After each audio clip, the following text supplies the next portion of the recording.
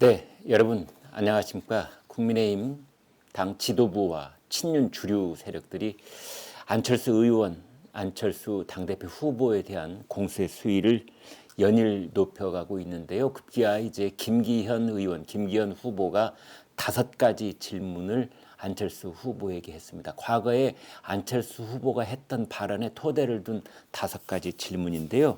그게 이제 안철수 의원으로서는 입장을 좀 명확하게 밝혀야 되는 것 아니냐. 지금 이렇게 코너에 몰린 상황이다. 이렇게도 볼 수가 있습니다. 그 5가지는 첫 번째, 간첩 문제입니다. 두 번째는 신영복, 세 번째는 사드, 네 번째는 햇볕, 5번째는 등소평.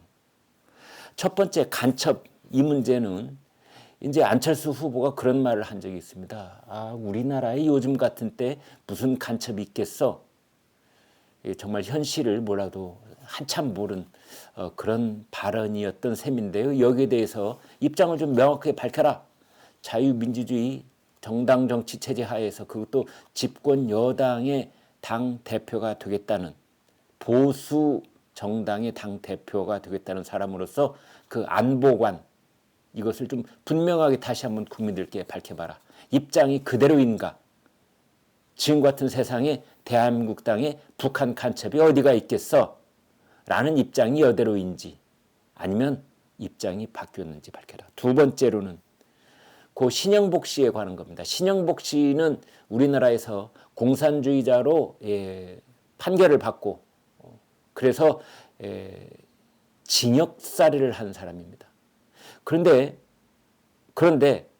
안철수 후보는 마치 문재인 대통령이 그랬던 것처럼 이 신영복 씨를 매우 존경한다고 했습니다. 그렇다면 이게 뭔가 사상적으로 기반이 굉장히 애매모호한 지점으로 왔다 갔다 하고 있는 것 아니냐라는 질문을 받아서 마땅한 겁니다. 그 다음에 이제 세 번째가 사드 문제입니다. 사드에 대해서도 안철수 후보는 절대 적극적으로 옹호하는, 우리나라 안보를 위해서 꼭 필요하다, 이런 입장이지 않았었습니다. 여기에 대해서도 안철수 후보는 좀 더 분명히 할 필요가 있다. 지금 이제 그런 질문을 받고 있는 겁니다. 네 번째로는 김대중 정부 때의 그 햇볕 정책, 이것을 또 옹호하는 듯한 발언을 한 적이 있습니다. 안철수 후보는. 그래서 지금도 그 생각에는 변함이 없는지, 앞으로 당대표가 되면은 정부 여당의 그 대북 정책이 있어서 햇볕 정책 비슷한 정책을 자꾸만 들고 나와서 어떤 전열을 흐트러뜨리려는 것은 아닌 것인지 분명히 밝혀라. 이런 거고, 안철수 후보는 또 중국의 등소평을 자신의 롤 모델이라고 얘기한 적이 있습니다. 그 생각에도 변함이 없는지 밝혀라. 지금 이런 상황에 몰려 있는 겁니다. 이제 여기에 대해서 안철수 후보는 김기현 후보 쪽에 대답을 하기를, 왜 지금 와서 따지느냐? 작년에 안철수 국민의당 대표가 국민의힘에 입당할 때 그때 왜 안 물어봤냐? 그리고 윤석열 대통령과 단일화를 할 때 그때 왜 안 물어봤냐? 이제 이렇게 볼멘 소리를 내고 있는데요. 그러나 그것은 또 이런 반격이 가능한 겁니다. 그 단일화 때는 안철수 후보로 단일화가 아니라 윤석열 후보로의 단일화이기 때문에 윤석열 후보가 안철수 후보를 흡수했던 겁니다. 그래서 이런 것을 꼬치꼬치 물어볼 필요가 없었다. 그리고 입당할 때는 당 대표 자격으로 입당한 게 아니라 평당원 자격으로 입당한 것이다. 따라서 이런 질문이 불필요했던 그런 시점 아니었느냐. 뭐 이렇게 또 반격이 가능한 대목이다 말할 수가 있겠습니다.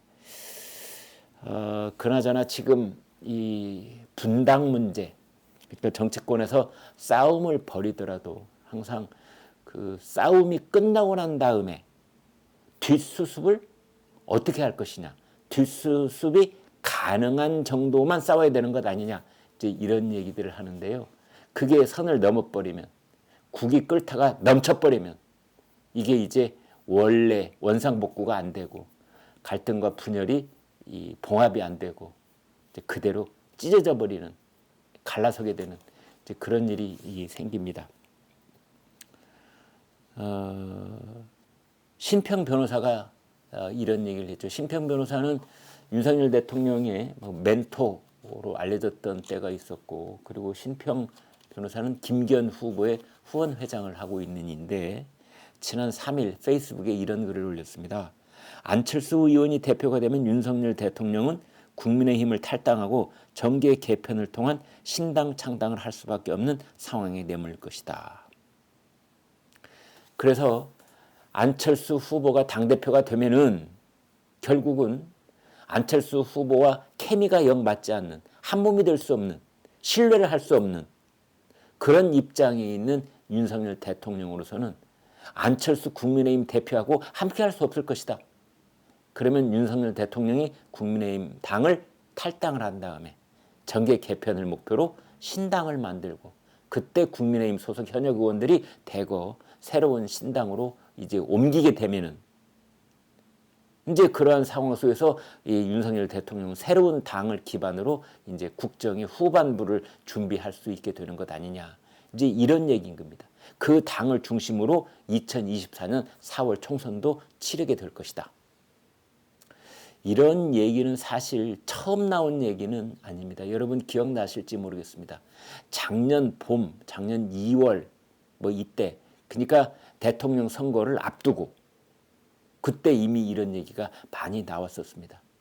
윤석열 대통령이 지지율이 10%포인트, 12%포인트까지 앞서 있는 것으로 나와 있을 그때, 그러니까 이준석 대표가 분탕질을 치기 전에, 그때 많은 사람들이 이런 이야기를 했었습니다. 윤석열 대통령이 대통령으로 딱 취임하자마자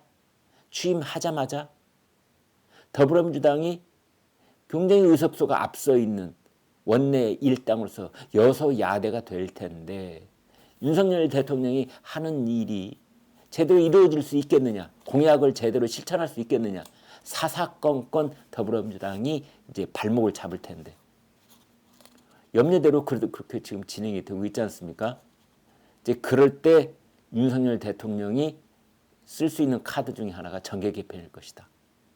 그래서 지금 여의도 정치판 더불어민주당 169, 그 다음에 국민의힘 110, 이렇게 정의당 이렇게 쭉쭉쭉 돼 있는 이 의석을 다시 한번 해처모여를 할 수 있는 그런 일을 하려고 할 건 아니겠느냐, 이제 이랬었지요.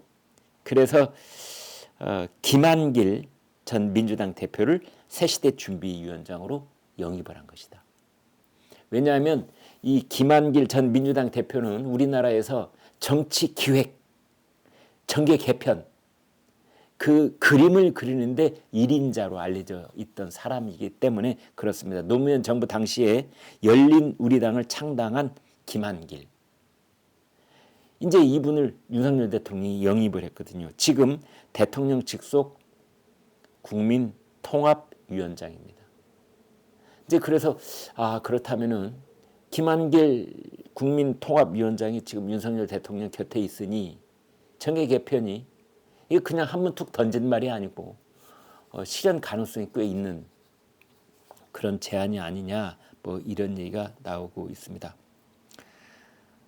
이런 그 신당 창당에 관한 얘기가 나오자 안철수 의원은 정당인이 할 수 있는 말이냐 도대체가, 이렇게 반박을 했고, 윤상현 의원도 끔찍한 재앙의 시나리오다 그랬고, 이준석 전 대표 엄청난 스캔들이다 그랬고, 천하람 당대표 후보, 순천갑 당협위원장 대통령 탈당이라는 이슈를 폭탄 던지듯 했다.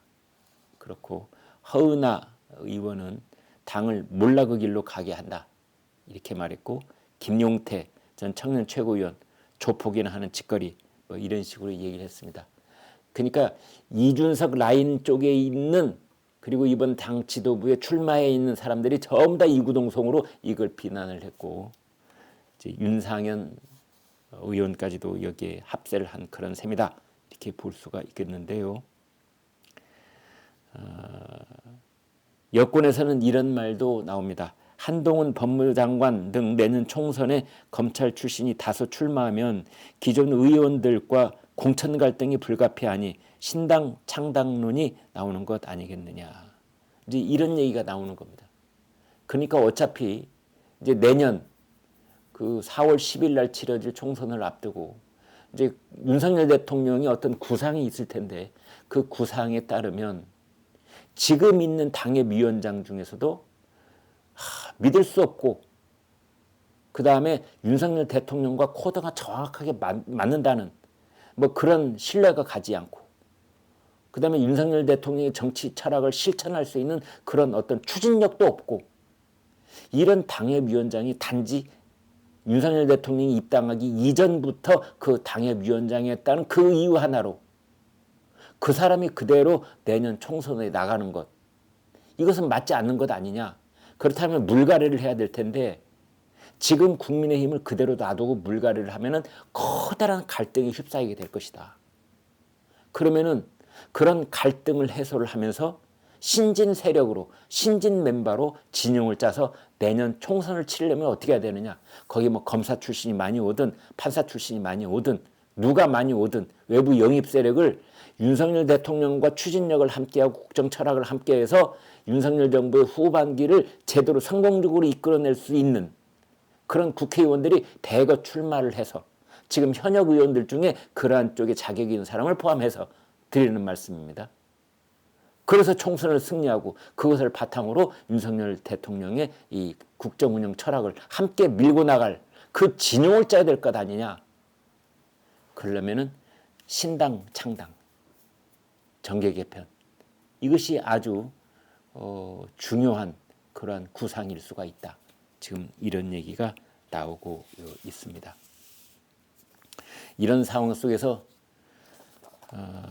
지금 그 친윤석열계 대통령실 안철수 의원을 공개 비판을 했습니다만 당 지도부까지도 지금 안철수 의원을 공격을 하고 있는데 특히 정진석 국민의힘 비대위원장이 이런 말을 했습니다. 어떤 경우든 대통령이나 대통령실을 당내 선거에 끌어들이려는 시도는 지양돼야 한다. 일부 후보는 간신배니 윤핵관이니 하는 악의적인 프레임으로 선거 분위기를 혼탁하게 만들고 있다. 이거 누구겠습니까? 안철수 의원을 직격탄을 쏜 거죠. 이제 그러면서 이진복 대통령실 정무수석이 제 방을 찾아와 안철수 후보의 몇 가지 언사에 대해 경고성 지적을 한 것은 사실이다. 윤핵관 등 조롱조의 언사를 일삼는 건 사실상 대통령에게 침을 튀기는 거나 마찬가지다. 그런 악의적인 의도가 담긴 언행을 일삼는 자를 동지로 볼 수 없다. 매우 세죠. 그런 언행을 일삼는 자, 대통령에게 침을 튀기는 듯한 윤핵관, 간신배니 이런 말을 하는 자라고 그랬습니다. 이런 말을 하는 사람도 아니고 이런 말을 하는 분도 아니고 이런 말을 하는 후보도 아니고 이런 말을 하는 자, 동지로 볼 수 없다.